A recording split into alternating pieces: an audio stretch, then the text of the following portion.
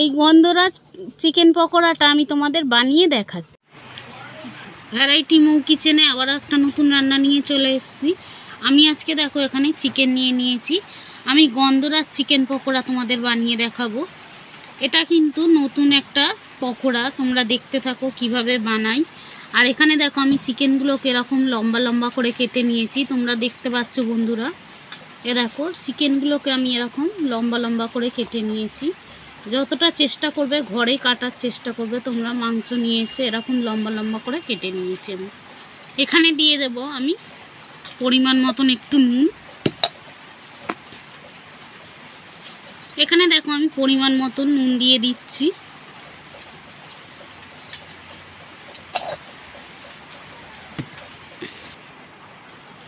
এখানে দেখো আমি 1 চিপি ভিনিগার নিয়ে নিয়েছি, আমি 1 চিপি ভিনিগারটা দিয়ে দিচ্ছি।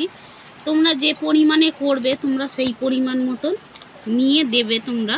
এখানে আমি অল্প করেই চিকেন নিয়ে গন্ধরাজ চিকেন পকোড়াটা বানাচ্ছি। তা তোমরা এখানে চাইলে বেশি করেও নিয়ে করতে পারো। আমি যেরকম পরিমাণে আমি করছি সেরকম পরিমাণ মতন আমি জিনিসগুলো দিচ্ছি। তোমরা যদি বেশি করতে চাও বেশি করতে পারো। একবার হলে এরকম গন্ধরাজ চিকেন পকোড়াটা করে বাড়িতে খেয়ে দেখো, ভালো লাগবে।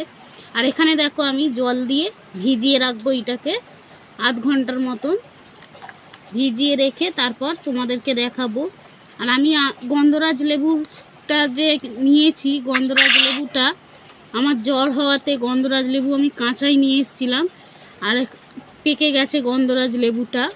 আর এখানে আমি গন্ধরাজ লেবুটা ঘষে নেব, ওপরের যে ছালটা থাকে আমি দেখিয়ে দেব। ঘষে নিয়ে যে খোলাটা বেরোবে সেই খোলাটা কিন্তু আমি এই জলের মধ্যে দিয়ে দেব। আধ ঘন্টা ভিজবে এইটা, তারপর আমি তোমাদেরকে। এখানে দেখো বন্ধুরা আমি গন্ধরাজ লেবু নিয়ে নিয়েছি, আর লেবুটা দেখো পেকে গেছে।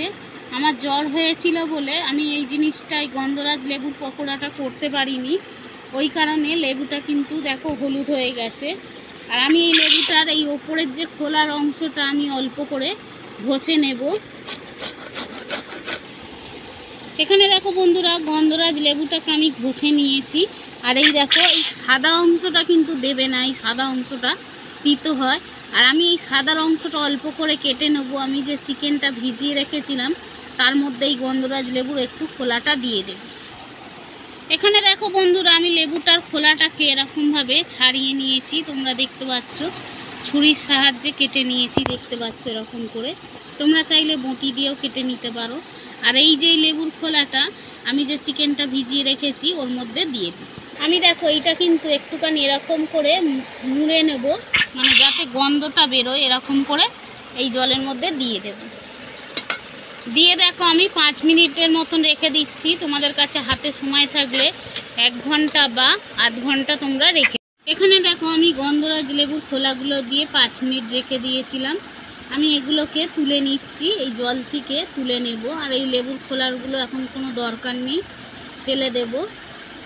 দিয়ে আমি জল চিপে তুলে নেব। এখানে দেখো আমি জল চিপে নিয়েছি, এরকমভাবে জল চিপে এরকম এই বাটিতে জল চিপে আমি ঝরিয়ে নিয়ে তারপর তোমাদের দেখো। এখানে দেখো বন্ধুরা আমি জলটা ঝরিয়ে নিয়েছি, জলটা ভালো করে চিপে বার করে নিয়েছি। আর এখানে আমি কি কি দেব তোমাদের দেখিয়ে দিচ্ছি। এখানে দিয়ে দেব, এখানে দেখো পেঁয়াজ আর কাঁচা লঙ্কা বেটে নিয়েছি আমি, এটা এর মধ্যে দিয়ে দিচ্ছি।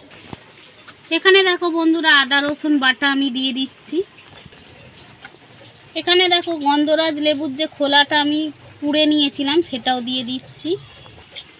এখানে দেখো আমি 1 চামচে কর্নফ্লাওয়ার দিয়ে দিচ্ছি। এখানে দেখো আমি পরিমাণ মতন ময়দা দিয়ে দিচ্ছি। এখানে দেখো আমি বেসন দিয়ে দিচ্ছি 1 চামচে। এখানে দেখো আমি পরিমাণ মতন বিন নুন দিয়ে দিচ্ছি। এখানে দেখো আমি পরিমাণ মতন গোলমরিচ গুঁড়ো দিয়ে দিচ্ছি। এখানে দেখো আমি অল্প একটু এমনি নুন দিয়ে দিচ্ছি। এখানে দেখো আমি গন্ধরাজ লেবুটা কেটে নিয়েছি, আমি এই গন্ধরাজ লেবুটার ওপর দিয়ে চিপে দেব। এখানে দেখো বন্ধুরা আমি আধ ঘন্টা রেখে দিয়েছিলাম, আমি এরপর ভাজতে চলে যাই। এখানে দেখো আমি তেলটাকে গরম করে নিয়েছি, আর এই যে এখানে আমি গন্ধরাজ চিকেনটাকে আমি ভালো করে রেখে দিয়েছিলাম মাখিয়ে আধ ঘন্টার জন্যে। এবার এইগুলোকে আমি হাত দিয়ে একটা একটা করে ছেড়ে দেব।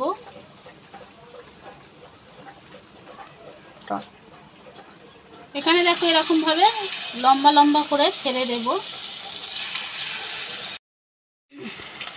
এখানে দেখো আমি কড়াই কয়েকটা দিয়ে দিয়েছি, আর যেগুলো লাল হয়ে গেছে আমি ওইগুলো তুলে নিচ্ছি। কেননা বেশি লাল কিন্তু আমি করে ভাজছি না, আমি এটাকে আরেকবারও ভাজবো, ওই জন্যে আমি এগুলোকে তুলে নিচ্ছি হালকা করে ভেজে।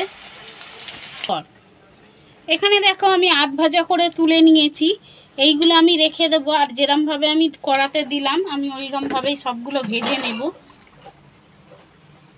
আমি দেখো এইরকমভাবে এইগুলোকে ভেজে নেব। আমি কিন্তু পুরোটা ভাজছি না, আবার পরে যখন ভাজবো আবার দেখিয়ে দেব। এখানে দেখো বন্ধুরা আমি একবার ভেজে এরকমভাবে তুলে নিয়েছি, এগুলো কিন্তু হয়নি সেরমভাবে। আমি কিন্তু আরেকবার ভাজলে বেশিটা মুচমুচে হবে আর খেতেও ভালো হবে, ওই জন্য এগুলো আমি আরেকবার করে ভেজে নেব তেলের মধ্যে। তেলটা গরমই আছে, আমি এগুলোকে আরেকবার করে এরকম করে দিয়ে ভেজে নেব। দেখো বন্ধুরা আমি এরকমভাবে আরেকবার ভেজে নিয়ে তুলে নিয়ে তারপর তোমাদের এখানে দেখো বন্ধুরা আমি গন্ধরাজ চিকেন পকোড়াটা তোমাদের বানিয়ে দেখালাম। কত সহজেই তোমরা এরকমভাবে চিকেন পকোড়া তো অনেক রকম খেয়েছো, তোমরা কিন্তু এরকম গন্ধরাজ চিকেন পকোড়া বানিয়ে খেয়ে দেখো, খেতে কিন্তু দুর্দান্ত লাগে।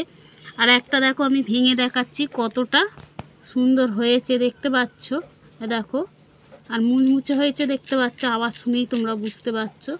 আর যদি এটা ভালো লেগে থাকে তাহলে লাইক কমেন্ট শেয়ার সাবস্ক্রাইব করে দিও। তোমরা সকলে সুস্থ থাকবে, ভালো থাকবে। আবারও একটা নতুন রেসিপি নিয়ে চলে আসবো। আজকের মতো